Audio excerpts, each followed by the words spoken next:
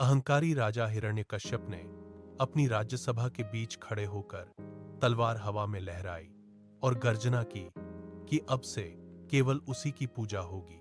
उसने कठोर आदेश दिया कि पूरे राज्य में कोई भी भगवान का नाम नहीं लेगा। महल की गलियों में सैनिक दौड़ने लगे और धार्मिक चिन्हों को नष्ट करने लगे। पूरे दरबार में सन्नाटा छा गया था, लेकिन तभी नन्हे प्रहलाद ने अपने पिता के सामने झुकने से साफ मना कर दिया। प्रहलाद ने स्पष्ट शब्दों में कहा कि नारायण ही सत्य है। क्रोधित हिरण्यकश्यप ने उसे कालकोठरी में डाल दिया। प्रहलाद को ऊंचे पर्वत से नीचे फेंका गया, लेकिन वह सुरक्षित बच गया। उसे विषैले सांपों के गड्ढे में डाला गया, पर सांपों ने उसे नहीं काटा।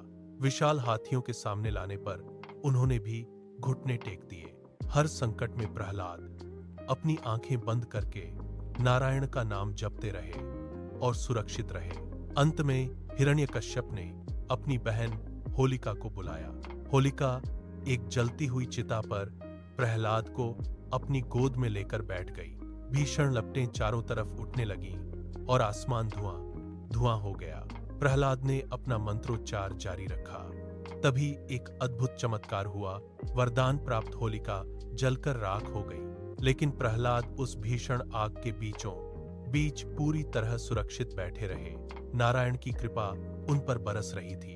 क्रोध में पागल हिरण्यकश्यप ने खंभे पर गदा से प्रहार किया। खंभा दो टुकड़ों में फट गया और वहां से आधा सिंह और आधा मनुष्य का रूप धारण किए भगवान नरसिंह प्रकट हुए। उन्होंने हिरण्यकश्यप को दबोच लिया और महल की चौखट पर अपनी गोद में लिटा दिया। सूर्यास्त के समय भगवान ने अपने तीखे नखों से पापी का अंत कर दिया। प्रहलाद ने हाथ जोड़कर नमन किया और अधर्म का विनाश हुआ।